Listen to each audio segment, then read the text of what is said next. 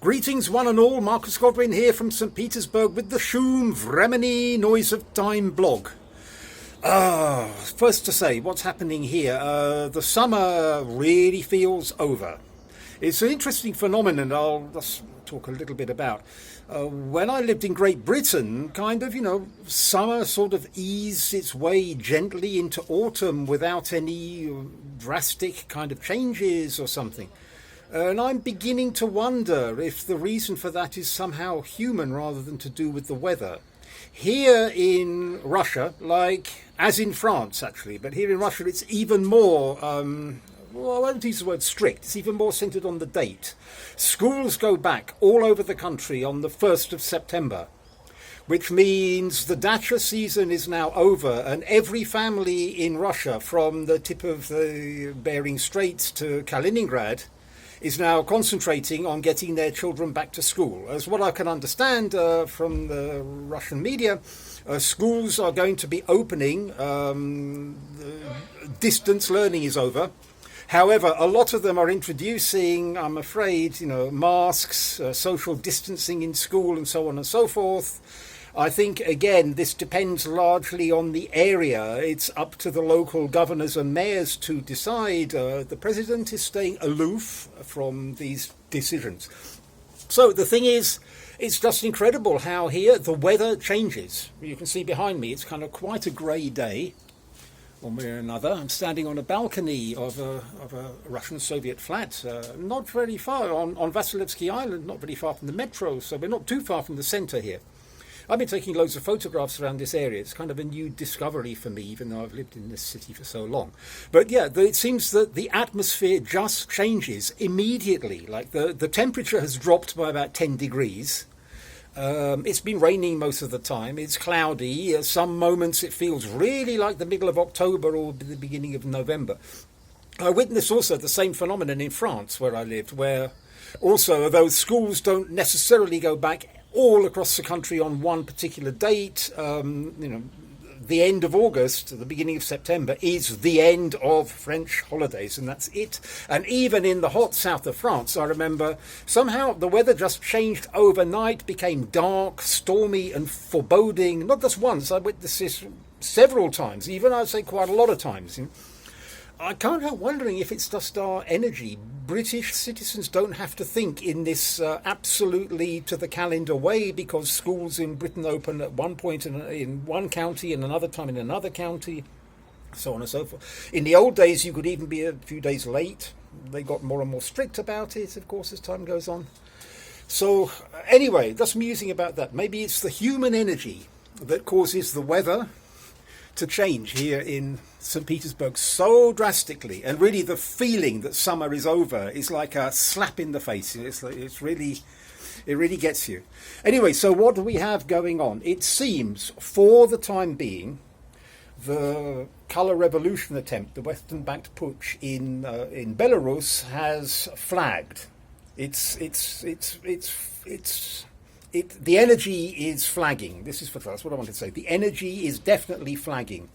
This does not mean it's over. We now witness a huge amount of manufacturing of, you can buy tracksuits and T-shirts and sweatshirts advertising with the Western flag, which is the same flag some Belarusian independentists and nationalists used in the First World War, in this slight window of opportunity they had between the Bolshevik putsch and the collapse of Imperial Russia 6 months earlier.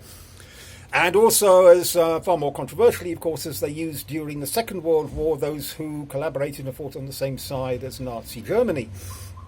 So this is what's being promulgated by the West. However, for the time being, Lukashenko remains in power quite solidly. I haven't heard any, there doesn't seem to be. Basically, for the time being, this particular moment, the putsch has failed.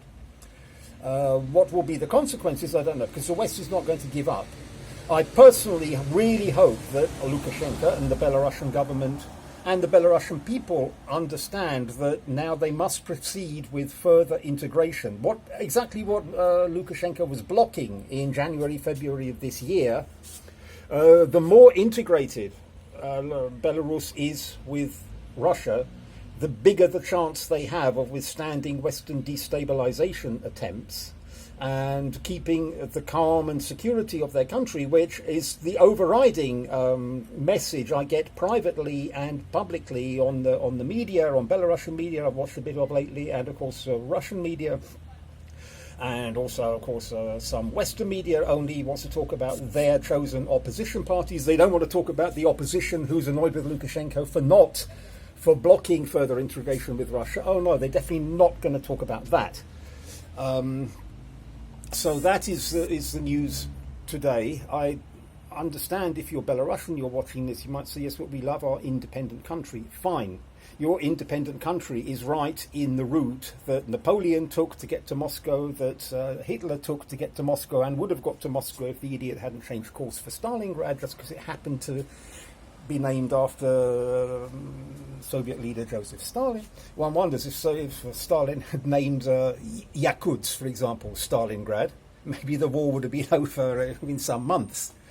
Anyway, that's a bit of a flip point, so I'm digressing. Today also I've seen something very, very heartening. Massive demonstrations, really very big demonstrations in Trafalgar Square and in Berlin. In Berlin they were broken up by the police. I'm talking to you about an hour or two after I saw the last reportage from London. Absolutely very proud of my people who have finally woken up and understood what is going on with this sect who is controlling our money supply, who is controlling the Bank of England. I heard things I've never heard in public, and this was broadcast by Rupley. Of course, I doubt it'd be very interesting to see whether mainstream British media, BBC, Channel 4, ITV, even cover this demonstration. But the people speaking understand exactly what's going on with the whole banking system cabal, and also the Luciferian nature of the people by whom we are governed. This is a huge, huge breakthrough, and this was allowed to take place in the middle of Trafalgar Square with loudspeakers and so on.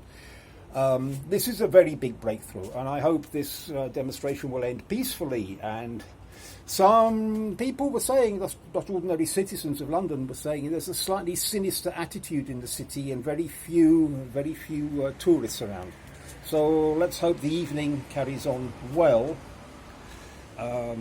Okay, I'm going to leave it there for now. There'll probably be another report later today about everything that's happening in Belarus.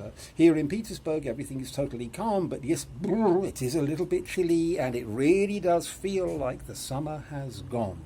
So, if you enjoyed this and want to hear more, please consider contributing, and I'll be speaking to you very, very soon. Bye-bye.